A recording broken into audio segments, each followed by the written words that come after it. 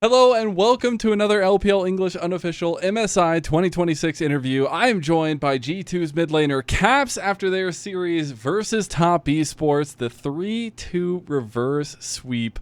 This is the first reverse sweep at MSI since 2017. You're an experienced player. You've been around the block a couple times. What does it feel like and how does it feel to have one of these special moments on such a big stage? No, I mean it was super exciting and definitely very happy with the win as well. I think a lot of our series recently have been a bit shaky in the beginning, so I think we're getting more used to being like, oh, it's fine, guys, it's fine. We need to maybe adjust a few things, and I think we improved a lot, throughout the series. So yeah, I'm happy with with the win in the end. I like it. You were finally able to take down Top Esports. I know you guys have talked about it a little bit, obviously, since last Worlds and that last meeting. What were some key milestones for you, or what were some big focuses coming into this Top Esports with a couple newer faces on the enemy team? Yeah, I mean, I think we definitely learned a lot from last Worlds, but even like first stand as well. And Mm-hmm. I think just our level of play has improved a lot by just being a lot more aggressive and like we just play a lot faster on the map in general. And I think it was something we were struggling a bit with in the first few games, just like matching their play because they were also playing quite aggressive. And if we don't like get something back or we don't counter it, we just fall behind. But I think once we realized like, oh, okay, this is their timings. We need to like either counter them or do something else. I think we started playing better. Okay, I like it. How was the rematch with Creme? You go back up against each other. It's been a while since you guys faced off against each other, obviously. Both grown in a lot of ways. How did you feel about the mechanical matchup in lane and then just going up against him once again?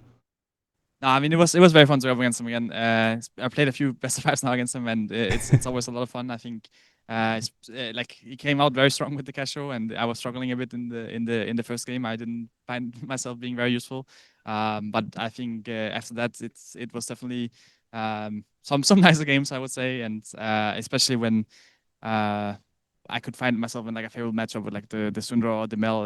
I could create some advantages and I mean, yeah, he was playing very well, so I'm happy we managed to beat them. Speaking of the Mel and speaking of some draft strategies, what were some things that you guys were really wanting to focus getting for yourselves in draft and especially going all the way to a game 5?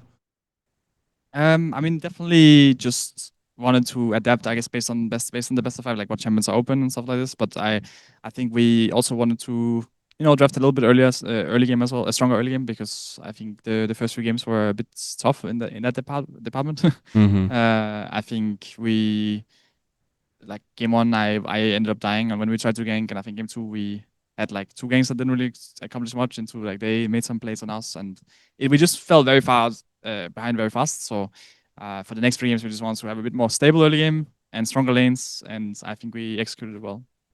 So who did the captain's speech? Who did the momentum turnaround after game 2? What happened after that game and what was that big swing for you guys going to reverse sweep?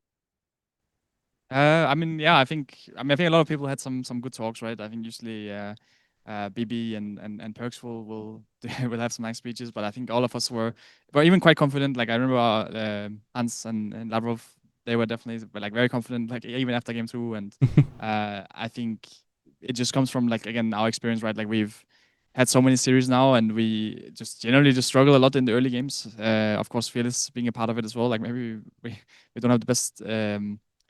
Like we have better plans in like the later games than in the early games, right? And Mm-hmm. I think maybe we also just come in a bit cold, I guess. Like we play better with time. And something we've improved a lot on over the last year is just like the resilience of like even if we find ourselves falling behind, we will still keep fighting. Yeah. Game three we just took every fight we could. Game four we had to start. I was started like, oh, guys, maybe we need to not like take every fight. Like maybe we need to push some sideways as well and stuff. So we started playing a little bit more macro, and game five was just like full fight. But at least it made some sense with our comp. Yeah, with the draft mess up there by Top Esports, I know Skewman was talking about how that you guys felt confident after that because taking advantage of a moment like that in the biggest moments. How do you kind of keep a level ahead in those extremely stressful moments? I know it's double Elim, you have a second life, but especially you with your experience, kind of like how do you keep a cap on everything, pun intended, with the team going into a series like this in important moments?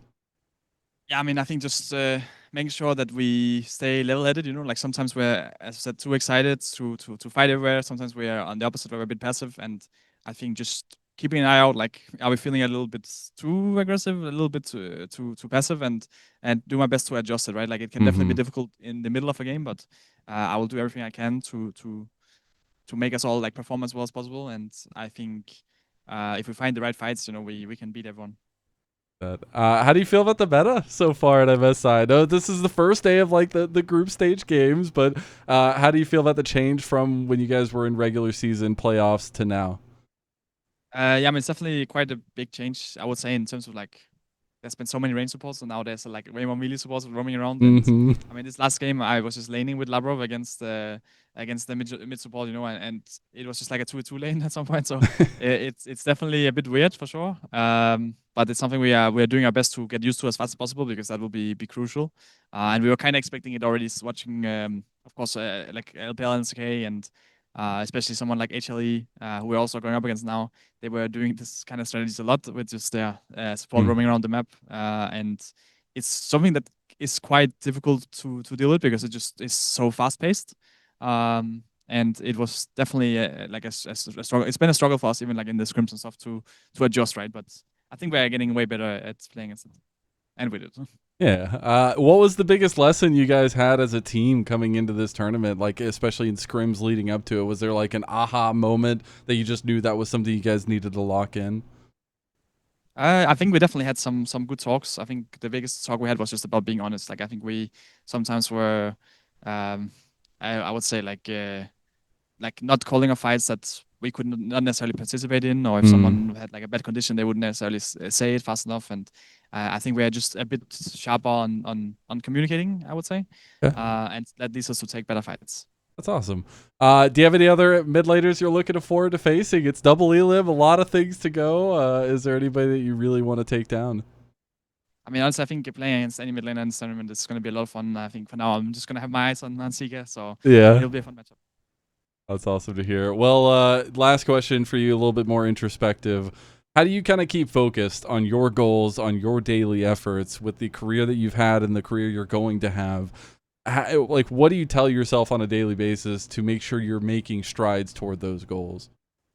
I mean, I think it's definitely just focusing on like our improvement. I think we like leads a game of like infinite improvement, in terms of like there's so many different things that you can work on, right? Mm-hmm. There's really so many different strategies as well, so it's ever changing as well. And in that sense, I mean, it is also literally getting patched. So there's so many things just getting updated, and being sharp on all these things is very important. So I I just, yeah, if I ever find myself in doubt, I just focus back on what matters. Like how can I make the game better for my teammates? How can they make it better for me?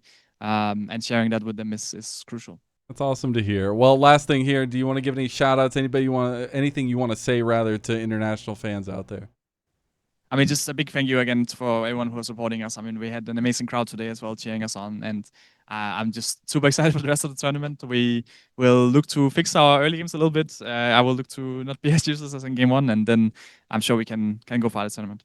All right. Well, thank you so much, Cass, for the interview. This has been another LPL English Unofficial MSI 2026 interview. We'll see you in the next one.